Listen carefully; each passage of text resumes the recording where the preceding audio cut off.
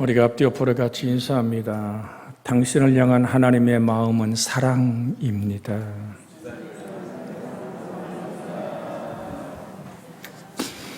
그 사랑이 나를 예배하게 하고 행복하게 하는 은총의 근거와 뿌리가 됩니다. 오늘 나누고자 하는 하나님의 말씀의 주제는 제목을 드리면 하나님의 관심입니다. 하나님의 가장 큰 관심은 죄인을 구원하는 일입니다. 잃어버린 영혼, 버려진 영혼, 타락한 영혼을 대한 하나님의 열심입니다.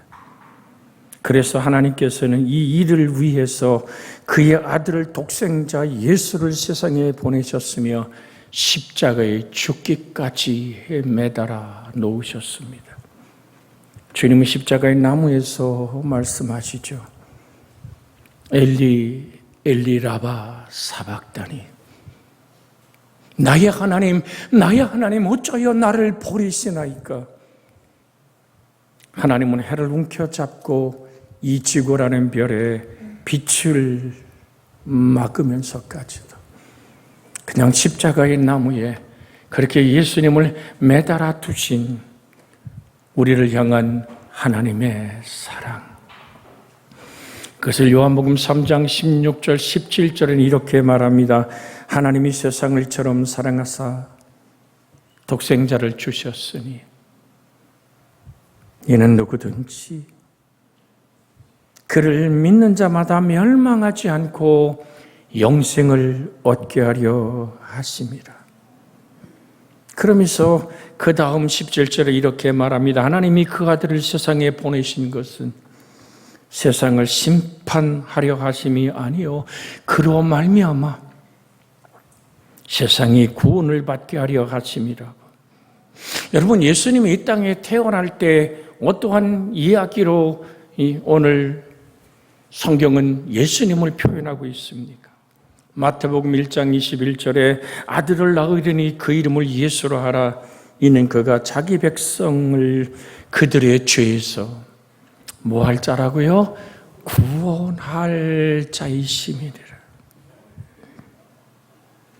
정말 영원한 구원, 또한 순간의 아픔과 치료를 통한 하나님을 만나는 구원의 이야기는 성경에 가득 차 있습니다. 12년 동안 피가 멈추지 않는 한 여인, 그래서 사람들은 그를 부정되다고 말하며 함께 가족과 함께 살 수 없었던 혈루병의 그 여인은 결심합니다. 내가 예수님의 옷자락이라도, 겉옷이라도 손을 대면 내가 낫겠다라는 확실한 소망을 가지고 무리를 해치고, 냄새가 얼마나 고약했을까요? 그 누구도 그를 치료할 수 없는 여인의 간절한 소망은 예수님의 겉옷이라도 한 번 붙들고 자기의 모든 것에서 구원받기 원하는 간절함을 가졌죠. 드디어 무리를 해치고 야이로의 집에 죽은 딸을 향해서 살리러 가시는 그리스도의 발걸음을 멈추게 했던 여인의 사건은 주님의 이런 대답을 드러내게 합니다. 마태복음 9장 21절에서 22절에 보면 이는 제 마음에 그 겉옷만 만져도 구원을 받겠다 함이라. 예수께서 돌이켜 그를 보시며 이르시되 딸아 안심하라. 내 믿음이 너를 구원하였다 하시니 여자가 그 즉시 구원을 받으리라. 12년 피 흘리며 혈루병으로 정말 모든 사람들이 코를 막고 가면은 돌을 던지는 부정된 하나님께 저주받은 딸이라고 여겨졌던 그 여인의 가슴 속에 주님은 그 묶이고 아프고 포여진 그 영혼에 12년의 긴 혈루병의 열매가 그의 구원이었음을 주님은 선포해 주고 있습니다. 딸아, 안심하라. 여러분, 이제까지 살아온 인생길에서 힘들고 지치고 왜 찬송의 가사처럼 나만 겪는 고난이냐고.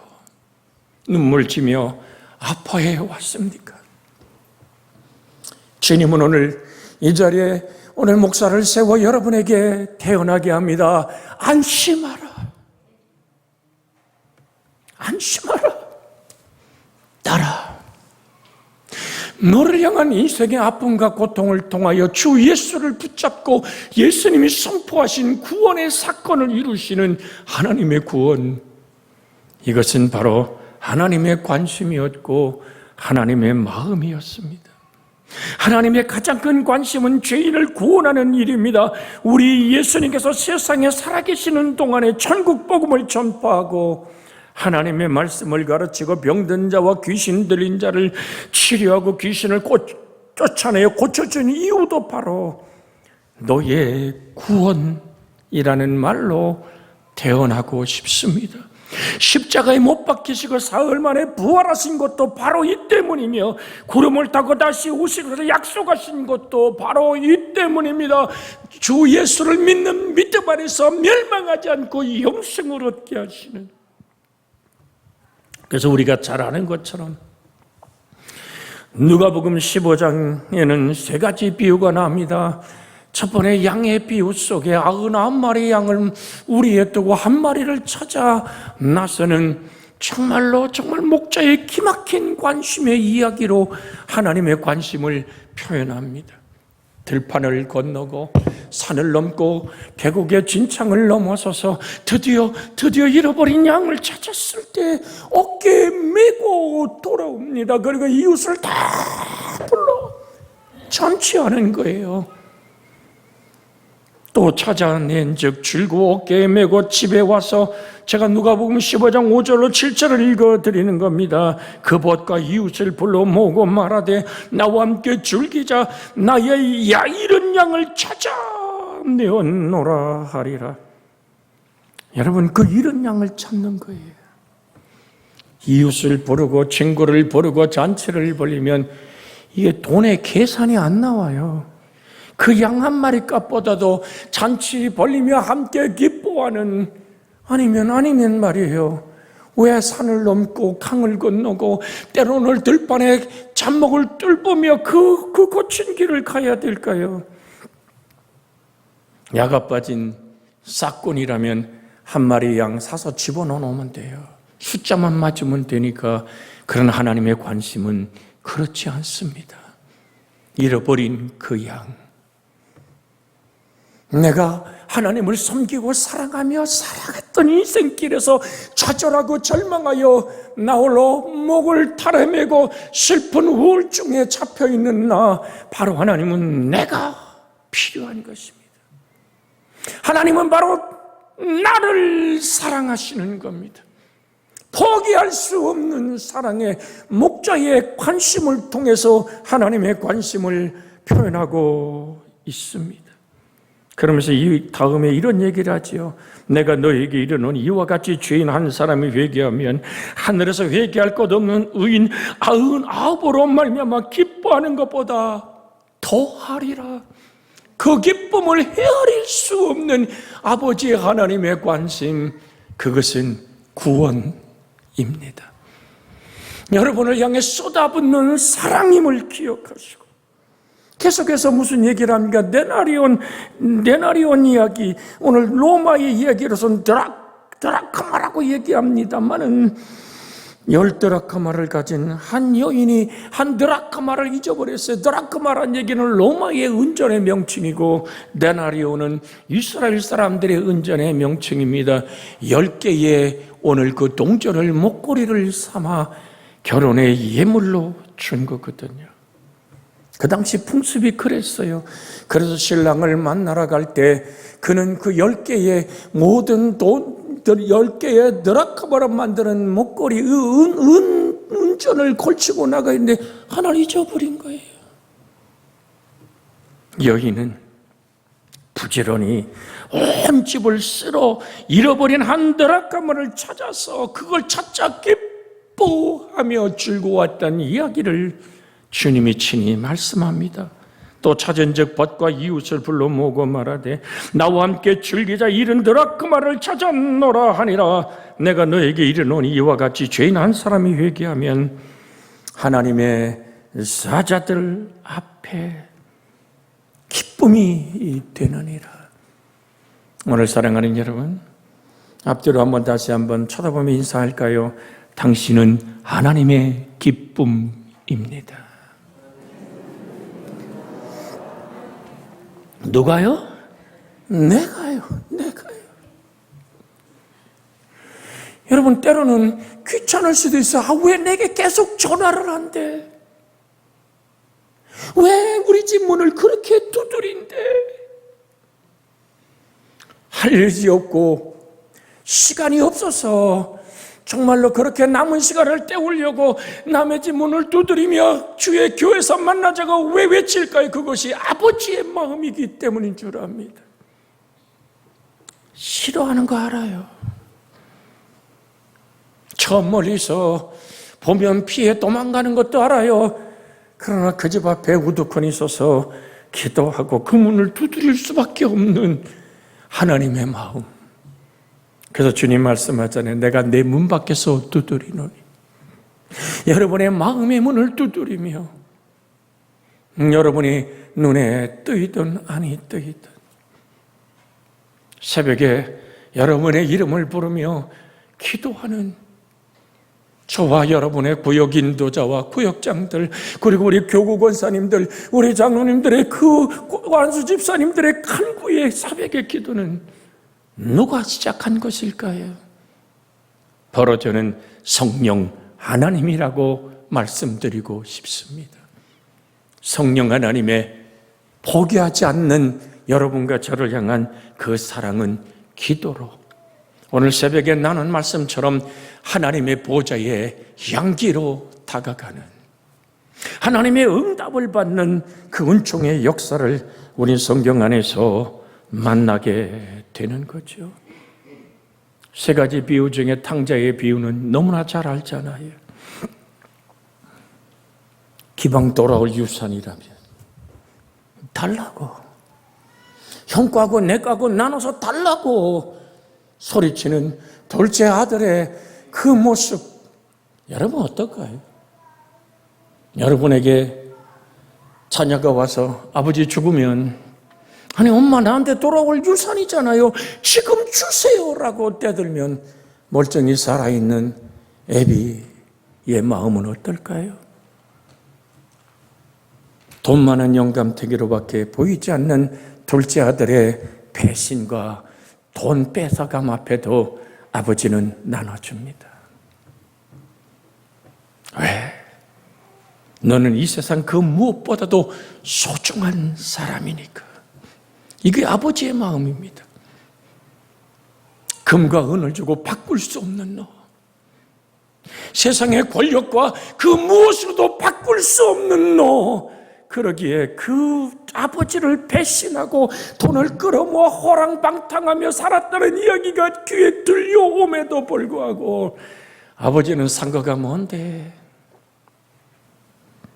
밤이면 문 열어놓고 기다리던 아버지, 거지가 돼서 신발도 신지 못하고 온몸에 패배자여 버려진 인생의 모습으로 걸어오는 아들을 확인한 아버지는 달려가 목을 안습니다. 누가복음 15장 20절에 보면 이에 일어나서 아버지께로 돌아가리라. 아직도 상거가 뭔데 아버지가 그를 보고 측은히 여겨 달려가 목을 안고 입을 맞추니, 이게 아버지의 관심이에요. 너만 있으면 돼. 아들은 얘기하잖아. 아들이 이르되 아버지 내가 하늘과 아버지께 죄를 얻었사오니 지금부터는 아버지의 아들이라 일컬음을 감당하지 못하겠나이다 하나 아버지는 종들에게 이르되 제일 좋은 옷을 내어다가 입히고 손에 가락지를 끼우고 발에 신을 신기라. 그리고 살찐 송아지를 끌어다가 잡으라. 우리가 먹고 즐기자. 24절에 아버지는 이런 고백을 합니다. 아버지의 고백을 한번 같이 읽어볼까요? 이 내 아들은 죽었다가 다시 살아났으며 내가 잃었다가 다시 얻었노라 하니 그들이 즐거워하더라. 오늘 사랑하는 여러분, 하나님은 그렇게 여러분의 모습이 어떻든지 그 모습 그대로 안으시고 품으시고 혹 말입니다. 치매로 기억을 잊어버렸다 할지라도 하나님은 나의 기도 속에 하나님을 사모했던 찬양을 지금도 기억하시며 하나님은 은총으로 나를 붙들고 계시는 좋으신 하나님, 그 은혜가 여러분과 제 속에 있기를 주의 이름으로 축복해 드립니다. 내 어머니 전사님이 가끔 치매로 기억을 잊어버리죠. 근데 안 잊어버리는 제 핸드폰, 우리 집사람이 1번만 누르면 제 핸드폰이 걸리게 합니다. 하루에 어느 때는 5번도 전화를 합니다. 듣고 싶었다고 똑같은 얘기 앵무새처럼 반복하지만, 주님, 저 딸이 40일을 금식하고 또 40일을 금식하며 주님배를 우여잡고 영원 구원을 향해 울었던 하나님의 딸입니다. 기억하여 주시옵고 이제 92세, 93세를 향해 걸어가는 저 영혼을 이제 씻으시고 청결하게 하시고 아버지의 보좌에 이르게 해달라고. 아직 씻어내지 못한 사람과 아픔의 미움이 씻어져야만 됩니다. 하나님, 힘들더라도 저 영혼에게 회개할 기회를 달라고. 아버지의 마음. 여러분, 하나님은 한 영혼에 대한 관심이 온 우주보다 크다고 하시는 것을 우리는 알 수 있습니다. 하나님은 우리를 사랑하십니다. 그래서 로마서 5장 8절에 우리가 아직 죄인 되었을 때 그리스도께서 우리를 위하여 죽으심으로 하나님께서 우리에 대한 자기 사랑을 확정하셨느니라. 그러면 이제 우리가 그의 피로 말미암아 의롭다 하심을 받았으니 더욱 그로 말미암아 진노하심에서 구원을 받은 것이니 곧 우리가 원수 되었을 때 그의 아들을 죽으심으로 그 아들의 죽으심으로 그 말을 반복하고 싶은 거예요. 죽으심으로 말미암아 하나님과 화목하게 되었은즉 화목하게 된 자로서는 또 그의 살아나심으로 말미암아 구원을 받은 것이니라. 하나님이 우리를 향한 관심, 그것은 사랑이었고 사랑의 열매는 구원이었음을, 우리는 하나님은 한 사람 한 사람에 대하여 이처럼 기막힌 관심을 가지고 하루 24시간 1년 12달 또 우리 생애가 다른 날까지 한 번도 눈을 파신 적이 없이 우리를 주목하여 지켜보시고 계십니다. 요한복음 13장 1절에 6월절에 예수께서 자기가 세상을 떠나 아버지께로 돌아가실 때가 이른 줄 아시고 세상에 있는 자기 사람을 사랑하시되, 우리 한번 끝절을 같이 한번 읽어볼까요? 끝까지 사랑하시니라. 아버지의 보좌에 이르도록 하나님은 여러분을 끝까지 포기하지 않는 사랑, 그 사랑으로 안으시고 품으시는 좋으신 하나님.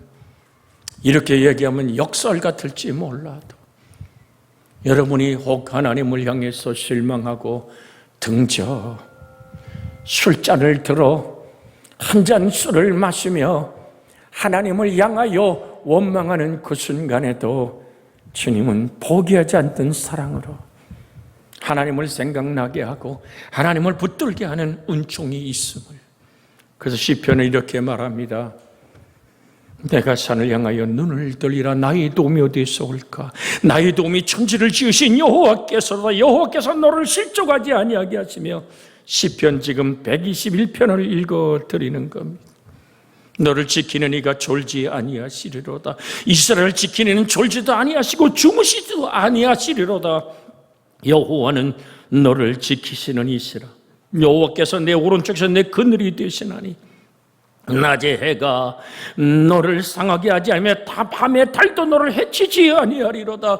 밤낮 이 땅의 수많은 위험과 아픔 안에서도 하나님의 눈길은, 하나님의 관심은 여러분을 향하여 주무시지도 졸지도 않으시며 여호와께서 너를 지켜 모든 환난을 면하게 하시며 또 내 영혼을 지키시리로다. 여호와께서, 마지막 절 한번 같이 읽습니다. 여호와께서 너의 출입을 지금부터 영원까지 지키시리로다. 한 영혼에 대한 관심이 이렇게 크기 때문에 승천하시기 전에 최후의 명령으로 우리에게 이런 말씀을 주셨습니다. 예수께서 나와 말씀하 이르시되 하늘과 땅의 모든 권세를 내게 주셨으니 그러므로 너희는 가서 모든 민족을 제자를 삼아 아버지와 아들과 성령의 이름으로 세례를 베풀고 내가 너에게 분부한 모든 것을 가르쳐 지키게 하라. 그래서 마태복음 28장 20절에 이렇게 얘기합니다. 볼지어다 내가 세상 끝날까지 너희와 항상 함께 있으리라 하시니라. 이것은 주님이 지상 명령일 뿐 아니라 유언이기도 하셨습니다. 꼭 죽어 이 땅에 없는 사람의 이야기만 유언이 아니라 이 땅을 별세하사 천국의 영광 안에 하늘 보좌 우편에 계신 그 주님이 우리에게 남긴, 이 세상에 계실 때 남겼던 말씀, 바로 그 말씀, 내가 너에게 분부한 모든 것을 가르쳐 지키게 하라. 볼지어다 내가 세상 끝날까지 너희와 항상 함께 있으리라. 이것은 정말로 하나님이 우리에게 주신 은총일 뿐 아니라 사도행전 1장 8절에 오직 성령이 너에게 이 말씀은 너희가 권능을 받고 예루살렘과 유대와 사마리아 땅끝까지 이르러 내 증인이 되리라 하시는, 부활하사 승천하기 전에 또 한 가지 우리에게 언약의 유언을 남기지 않습니까? 이 말씀 알고 승천하신 주님, 마가복음 16장 15절에도 마가복음을 결론 내리며 이렇게 말씀할, 또 이르시되 너희는 온 천하에 다니며 만민에게 복음을 전파하라. 믿고 세례를 받는 사람은 구원을 받을 것이요 믿지 않는 사람은 정죄를 받으리라고. 누가복음 24장 46절 48절에 또 이르시되 이같이 그리스도가 고난을 받고 제3일에 죽은 자 가운데 살아나는 것과 또 그의 이름으로 죄사함을 받게 하는 회개가 예루살렘과 시작하여 모든 족속에게 전파될 것이 기록되었으니 너희는 이 모든 일의 증인이라고 결론을 내리잖아요.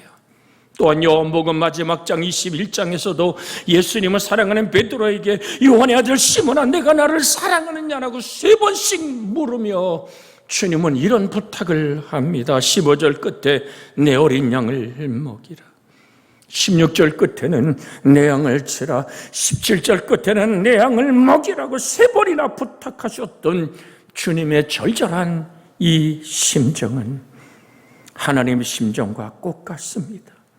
마태복음 9장 36절에 무리를 보시고 불쌍히 여기시니 이는 그들이 목자 없는 양과 같이 고생하며 기진함이니라. 우리를 향한 하나님의 눈길은 불쌍히 여기사 나의 가련함과 권고함과 때로는 벌거벗은 것과 갖지 못한 믿음, 갖지 못한 그 모습을 향하여 우리의 마음을 두드리며, 예수님은 그렇게 눈물을 흘리셨습니다. 예수님의 심정은 눈물로 표현되지요. 요한복음 11장 33절로 34절에 이르되 그를 어디에 두었느냐, 주여 보시옵소서 하니 예수께서 눈물을 흘리시더라.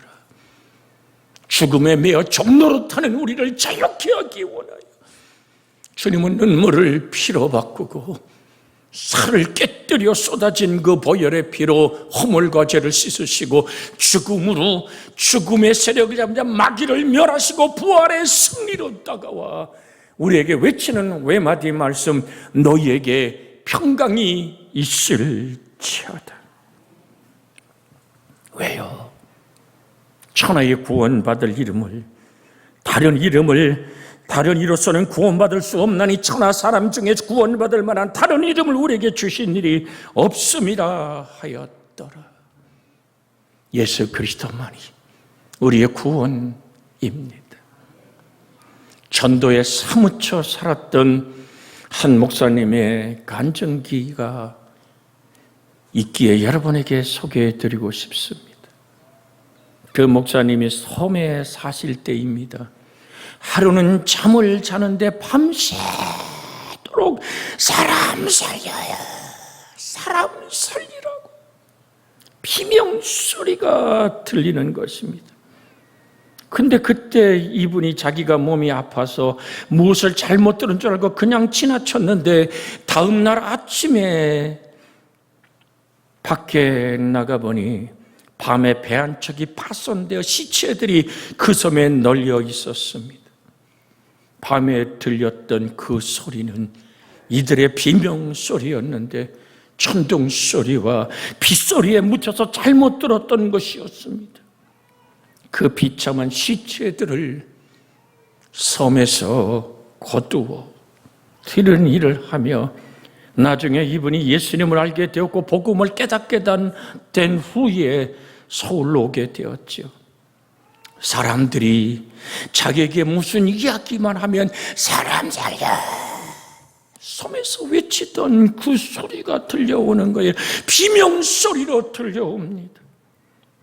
자기의 자랑을 하며 별 이야기를 다 해도 자기 귀에는 살려달라는 소리로 들려서 그 얘기를 전하는 사람에게 복음을 전하지 않으면 견딜 수 없었던 심정이 되었던 겁니다.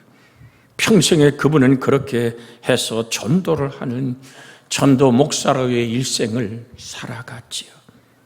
사실 그런 소리가 들릴 수 있다면 얼마나 좋겠습니까? 가슴이 찢어지고 목이 메어 말할 수 없는 그 심정이 바로 복음 없는 사람들을 향한 외침이요 뜨거운 가슴입니다. 사도 바울은 그렇게 하나님의 복음을 선포하기 원해서 하나님의 심정으로 길을 나섰지요. 그런데 아시아의 복음 전하는 것을 막으신 하나님의 그 길 막음 앞에 그들은 무릎 꿇어 기도합니다. 그때 사도행전 16장 9절 10절에 보면 밤에 환상이 바울에게 보이니 마게도냐 사람 하나가 서서 그에게 청하여 이르되 마게도냐로 건너와서 우리를 도우라. 바울이 그 환상을 보았을 때 우리가 곧 마게도냐로 떠나기를 힘쓰니 이는 하나님이 저 사람들에게 복음을 전하라고 우리를 부르신 줄을 인정함이라고 성경은 사도 바울의 사무친 가슴앓이의 이야기를 이렇게 우리에게 전해주고 있습니다. 내가 볼 환상은 누구입니까? 우리를 와서 도우라.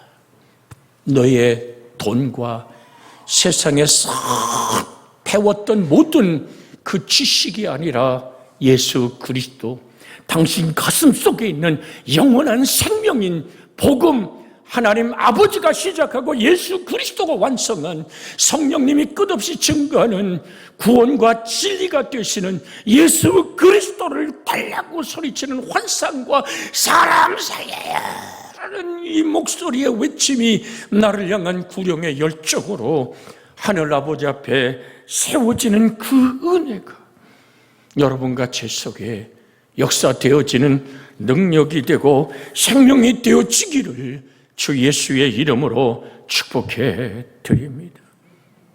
예수님은 말씀하잖아요. 모세가 광야에서 뱀을 든 것 같이 인자도 들려야 하리니 이는 그를 믿는 자마다 영생을 얻게 하려 함이라고. 주님은 친히 내가 문인이 누구든지 나로 말미암아 들어가며 나오며 구원을 받고 들어가며 나오며 꼴을 얻으리라고. 예수님만이 영원한 구원임을 선포하고 계시는 주 예수의 놀라운 이 선포, 여러분과 제 속에 은총이 되고 생명이 되어 머물기를 주 예수의 이름으로 축복해 드립니다. 이 시간 주님, 이 마음을 제게 허락하여 주시옵소서라고. 마음을 다한 하나님을 향한 간구와 기도가 있기를 원합니다. 주여! 아버지의 마음